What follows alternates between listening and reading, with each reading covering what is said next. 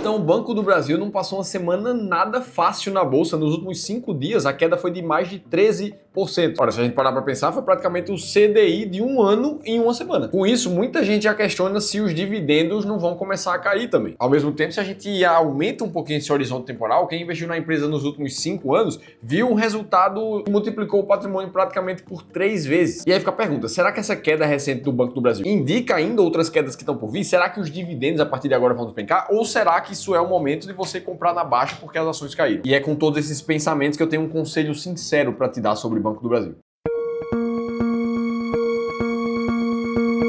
Boa, bora lá. As ações do Banco do Brasil caíram pra caramba já na última sexta-feira. Hoje, segunda-feira, início da semana de 19 de maio. As ações chegaram a cair praticamente 1,8% e terminaram o dia caindo mais que isso, praticamente mais 2,5%, totalizando aqui uma queda de praticamente 14% nos últimos 5 dias. Isso aqui acontece porque as pessoas vão começando a tomar conclusões sobre o novo cenário da empresa. Aí as conclusões começam a virar recomendações. Algumas pessoas já começando a dizer para vender, para ter um pouco mais de cautela. Aí as recomendações passam a virar mais confiança ou descrença em uma empresa, nesse caso aqui a última opção, o que traz um volume maior de vendas por parte dos investidores e que naturalmente acaba fazendo o preço cair. E logo na primeira manhã pós-resultado do Banco do Brasil, o que a gente vê são manchetes como essas aqui, ó. Banco do Brasil é armadilha de valor, BTG joga a toalha e rebaixa preço do Banco do Brasil, BTG rebaixa ações. As coisas ainda podem piorar. E ainda na sexta-feira, a gente tinha outras casas de análise jogando a toalha sobre a empresa. O Banco do Brasil frustra o mercado, analistas rebaixam a ação e esperam um dia ruim. E aí fica a pergunta, o que é que eles estão vendo de tão negativo no resultado e na empresa nesse momento para todas essas recomendações ruins? Porque o ponto é que, mesmo depois dessa queda de quase 15%, o BTG Pactual não vê um ponto de entrada muito bom, não. E a principal ideia por trás disso é que o pior ainda não teria passado. Teria mais queda para vir pela frente ainda. E na verdade, na mesma reportagem, eles falam que o balanço do banco já não é mais tão robusto como ele já foi um dia. Ora, isso aqui passa um tom de que a confiança nos próximos resultados e nos números da empresa já não está nos seus melhores dias, não. E a principal preocupação para causar isso tudo aqui são os problemas que o setor agro está vivendo aqui no país nesse momento. E uma vez que esses créditos do agronegócio representam praticamente 1/3 de todos os empréstimos do Banco do Brasil, é natural que o pessimismo aconteça um pouco mais. E aí, para quem não lembra, desde 2024 o setor agro vem sofrendo com alguns pontos, principalmente esses dois aqui que eu te trago na tela. Os desafios climáticos e aumento da produção, onde no ano passado a gente viu alguns eventos climáticos extremos, contando ali as chuvas excessivas no Rio Grande do Sul e as secas severas acompanhadas de queimadas no norte, centro-oeste e sudeste brasileiro. E para gravar isso tudo ainda, a gente viu os custos de produção e os preços das commodities dispararem no ano passado, deixando mais caro insumos como fertilizantes e outros insumos que o agro precisa comprar para operar ali. Naturalmente, isso apertou a margem dos empreendedores agro no Brasil, apertando um pouco mais as contas deles. Só que pensa comigo, a gente tá falando de um dos setores que mais mexe o ponteiro, mais afeta positivamente ou negativamente a economia do Brasil. E é justamente por causa disso que boa parte dos produtores agro, principalmente os produtores de médio porte, eles ficam aguardando um pouco mais para ver se o governo vai entrar com algum subsídio, com alguma renegociação de dívidas, com algum auxílio para esse momento de maior dificuldade. Até porque isso não é incomum. Eu puxei aqui um histórico dos últimos incentivos de renegociações de dívidas que o próprio governo já colocou somente para o setor agro. Aqui a gente vê mais de uma dezena de lista de exemplos assim. Aqui a gente traz como exemplo o próprio Desenrola Rural, que poderia trazer descontos de até 80% na dívida dos agricultores familiares. Então, sendo esse tipo de renegociação não tão incomum assim, o que parece é que boa parte dos produtores do setor agro estão esperando um pouco mais e não estão pagando as dívidas deles. E justamente aqui que a gente viu a inadimplência do Banco do Brasil crescer pra caramba,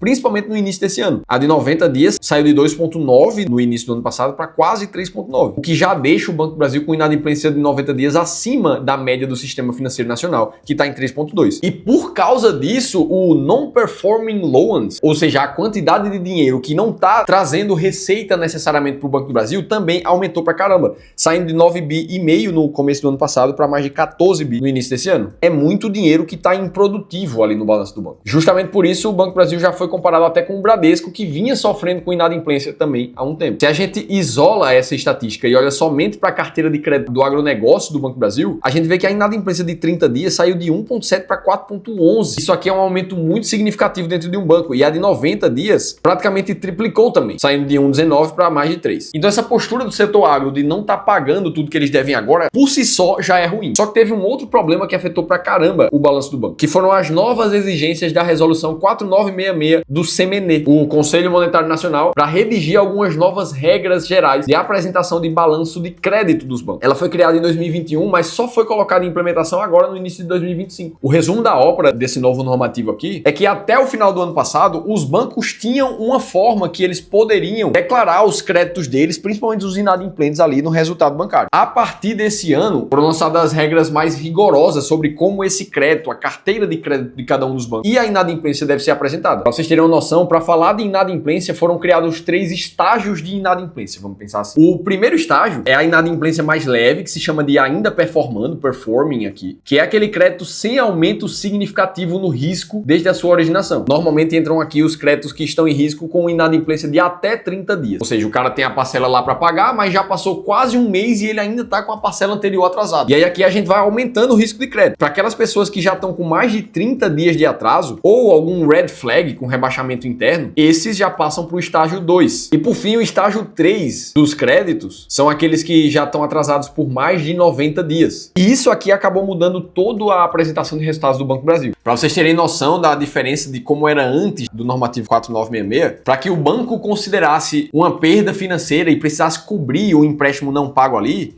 ele poderia fazer isso no que se chamava de perda incorrida, que acontecia somente depois do default ser realmente materializado. Ou seja, apenas quando realmente o dinheiro não fosse mais voltar para o banco. Só que agora ele precisa fazer essa declaração no que se chama de perda esperada, que basicamente é fazer uma provisão antecipada, muitas vezes mesmo sem atraso desse crédito, caso o risco daquele crédito ali suba. Então isso aqui necessariamente já faz com que a provisão para devedores duvidosos, aquela reserva que o banco precisa guardar para cobrir eventuais rombos que os devedores venham a não pagar os créditos deles ali, essa quantia já aumenta naturalmente. Além disso, um outro fator relevante é que agora, dívidas que estão no estágio 3, elas não geram mais receita para o caixa. Ou seja, por mais que aquele dinheiro esteja emprestado, a pessoa que deve ao Banco do Brasil vai precisar em algum momento pagar aqueles juros, isso não é considerado na receita do banco, já que o estágio 3 é o maior risco de perder toda aquela dívida e a receita só se concretiza quando de fato o pagamento de juros é feito, quando pinga no caixa. E isso não precisava ser assim antes. Ele podia considerar aqueles juros como receita mesmo enquanto o crédito ainda estava em atraso. E para você ter uma noção do impacto disso no balanço do Banco do Brasil, só no terceiro estágio, o banco tem hoje mais de 86 bilhões de créditos aqui. Ou seja, nada disso dos devedores que estão aqui nessa linha estão gerando receita para o banco. Sem falar que a provisão aqui no estágio 3 também precisou ser muito maior do que era anteriormente. E aí é justamente aqui que a gente começa a ver naturalmente a receita do banco cair por causa dessas mudanças. A gente viu muitos contratos migrando do segundo para o terceiro estágio depois dessa crise do agro. Só de receita do estágio 3, o Banco do Brasil deixou de contabilizar R$1 bilhão.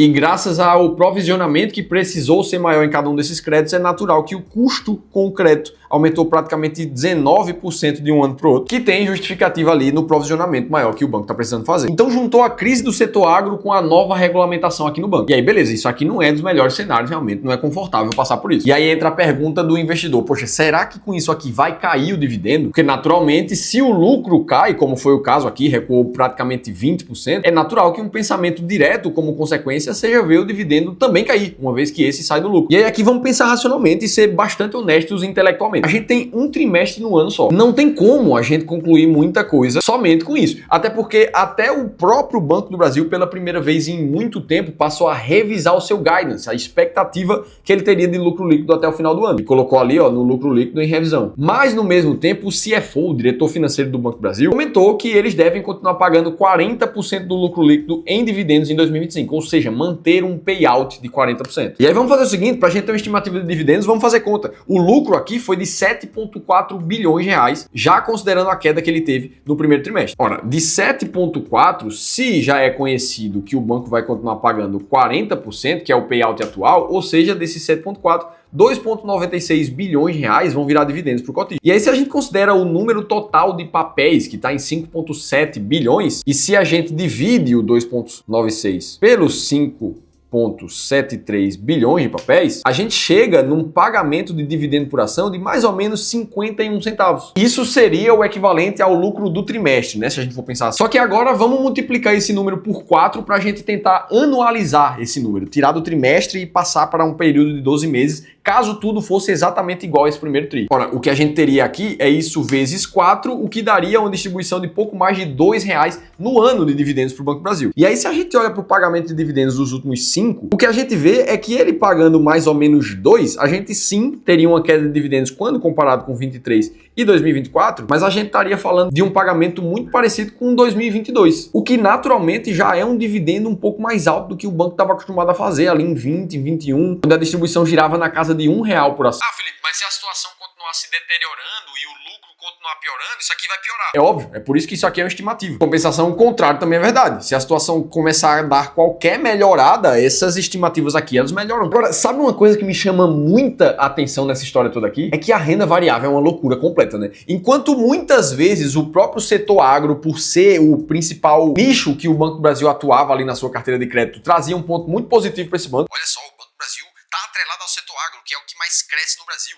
É muito importante ter um banco com carteira de crédito nesse setor. Isso aqui puxa muito o banco para cima. Nesse momento, a gente vê uma narrativa completamente oposta, como se não fosse mais positivo atrelado ao agro. Olha só, mas o Banco do Brasil agora está junto com o setor que está mais sofrendo, inclusive que não está pagando suas contas e esperando a renegociação que ele pode ter ali com o governo. E de repente a narrativa que era positiva sobre um mesmo aspecto passa a ser negativa. A principal conclusão que a gente tira daqui é que você pode narrar o mesmo fato de qualquer maneira que você queira. Ou seja, é difícil demais tirar conclusões assertivas que te levem a saber sempre o que você precisa fazer com base em critérios somente subjetivos. O Banco do Brasil é um banco centenário. O Banco do Brasil é atrelado ao agro. Tudo isso é critério subjetivo demais. E se é subjetivo, leva para narrativas, como eu acabei de te mostrar, e se leva para narrativas, leva para vieses emocionais. Quando a narrativa está muito positiva, você se sente confiante para querer comprar um pouco mais, e o contrário também é verdade. Quando a narrativa está muito mais negativa, o que a gente vê é isso aqui, ó. Armadilha de valor, BTG joga toalha para uma empresa que era considerada uma das melhores da bolsa há 6 meses atrás. Tá, Felipe, mas aí tu tá me falando tudo isso, como é que eu vou saber para ter certeza da hora exata que eu deveria comprar um ativo? Sem precisar ficar caindo dessa de qual é a narrativa do momento, o que é que vai acontecer nos próximos períodos. E é isso que eu quero te mostrar, porque eu tenho um conselho extremamente sincero para te dar sobre o Banco do Brasil. E eu sei que você clicou nesse vídeo querendo saber o que é que tá por trás dessas quedas do banco e deve ter clicado em outros, inclusive. E é muito legal e importante a gente entender o porquê por trás das coisas. Por que que um ativo subiu, por que que a bolsa tá caindo tanto, por que que a renda fixa subiu. Todos nós, seres humanos, temos um desejo intrínseco de entender o porquê das coisas. E é justamente porque esse desejo é padrão nos seres humanos que existe um viés emocional que descreve ele muito bem, chamado da ilusão do controle. Que faz com que todos nós, ao passo que a gente começa a entender por que que um movimento está acontecendo por trás de uma queda ou de uma alta de uma ação, por exemplo, a gente tem uma ilusão de que a gente pode controlar um pouco mais esse movimento só porque agora eu sei o que está acontecendo. E é a partir daí que você passa a ter uma falsa sensação que você vai ganhar mais dinheiro só por saber o que de fato está acontecendo. Só que eu preciso te dizer que isso não necessariamente é verdade. É muito legal entender o porquê das coisas e tal, mas somente isso não faz você ganhar mais dinheiro. Agora, por que que eu tô te falando tudo isso aqui? Porque o que realmente muda teu jogo e faz você realmente sair mais endinheirado do mundo dos investimentos é conhecer os seus próprios viés. E é por isso que meu principal conselho sobre o Banco do Brasil para você é que você passe a separar a partir de agora a tua mente irracional, emocional,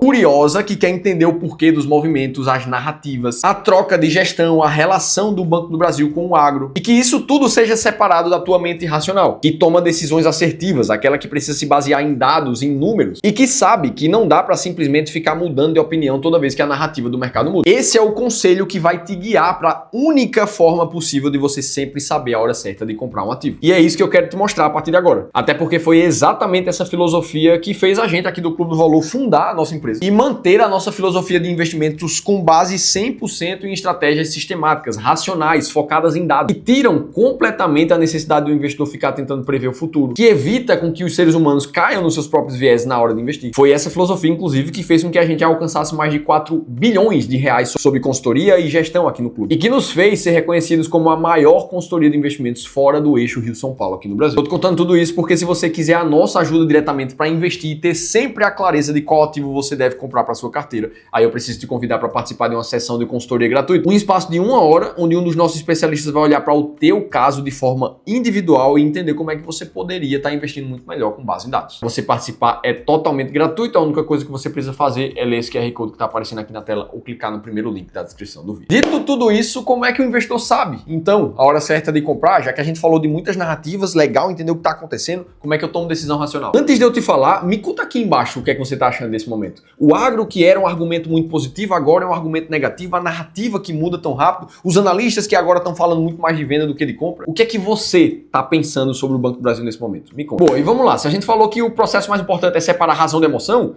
a gente precisa fazer isso com estratégia 100% racional. É exatamente isso que a gente pensa quando a gente vai criar uma estratégia, como é o caso da máquina de dividendos, por exemplo, que busca sempre comprar as 10 ações que mais pagam dividendos de forma consistente e perene na Bolsa do Brasil. E para isso, a gente tem critérios que nos mostram exatamente como encontrá-las. Eu coloco aí na tela para você. As empresas precisam ter liquidez acima de 3 milhões. As empresas precisam estar com lucro positivo. Além disso, o lucro dessas empresas precisa ser crescente nos últimos 3 anos. O payout dessa companhia não pode estar descontrolado. Ela não pode distribuir muito acima do lucro líquido dela, nem muito menos. A empresa não pode estar entre as mais voláteis da bolsa. Isso traria um risco desnecessário. E, obviamente, ela precisa estar pagando um dividendo alto nos últimos 36 meses. Felipe, por que tu escolheu esses critérios? Não deveria colocar uma dívida líquida? Não deveria colocar um crescimento de lucro? E, na verdade, a única razão para a gente confiar nesse conjunto de critérios aqui é que ele já funcionou no passado. Quando a gente olha para os últimos 20 anos, a estratégia máquina de dividendos teve uma performance 4 vezes maior do que teve o próprio índice Bovespa aqui no Brasil. E é por causa disso que a gente passa a ter confiança nos critérios. É óbvio que isso aqui é uma estratégia sistemática somente para escolher ações de dividendos, mas esse mesmo raciocínio serve para toda a tua carteira de ativos. Inclusive, pensando nisso, se você quiser saber as 3 mudanças que você precisa fazer na tua carteira de investimentos para chegar até dobrar o teu potencial de retorno no longo prazo, aí eu preciso te convidar para uma aula gratuita que meu sócio e fundador aqui do Clube do Valor, Ramiro Gomes Ferreira, já vai dar na próxima terça-feira às 19 horas, te mostrando quais são essas 3 mudanças que você precisa fazer na tua carteira e como praticamente dobrar o retorno dos teus investimentos. Essa aula é completamente gratuita, a única coisa que você precisa fazer é clicar no segundo link aqui da descrição do vídeo. Beleza, agora vamos olhar para o Banco do Brasil sem narrativa, só focado em números. E o que a gente tem nesse momento é que anos fechados, a gente tem um lucro líquido que está crescente no Banco do Brasil. 22 foi maior que 21, assim como 23 foi maior que os anos anteriores e 24, inclusive, bateu o recorde histórico de praticamente 38 bilhões de reais de lucro pelo banco. Então isso quer dizer que o lucro líquido está crescendo. O payout do Banco do Brasil vem girando na casa dos 56% quando a gente olha a história recente. E isso necessariamente fez com que o dividendo por ação saísse de mais ou menos 40 centavos lá em 2016 para os praticamente R$ 2,50 que a gente viu em 2024. E é justamente nesse contexto que quando a gente olha para a média ponderada do dividendo dos últimos 3 anos para a empresa, a gente encontra algo como 8,5%, o que sim coloca o Banco do Brasil entre as 10 maiores pagadoras de forma consistente e perene na Bolsa. Agora, isso por si só significa que o Banco do Brasil vai continuar nesse ranking o tempo inteiro? E a resposta é não. Contanto que em algum momento ele mude esse cenário, o lucro que era crescente passe a não ser mais, ele simplesmente vai sair dessa estratégia aqui para que uma outra melhor entre no lugar dele. Mas o que dá para saber hoje, de forma racional, com base em dados, o que a gente tem do Banco do Brasil é isso aqui. Dito tudo isso, se você chegou até aqui, me conta o que é que você achou desse conteúdo. Esse conteúdo agregou valor para a tua vida? Teve alguma informação que fez sentido para você, que te ajudou a ser um investidor melhor? Me conta que eu quero ouvir vocês nos comentários. Agora, se você quiser aprender a montar uma carteira de investimentos, mesmo que você esteja começando do zero, aí eu te convido a assistir esse outro vídeo aqui, que eu te contei tudo isso em detalhes. Eu vou estar te esperando por lá.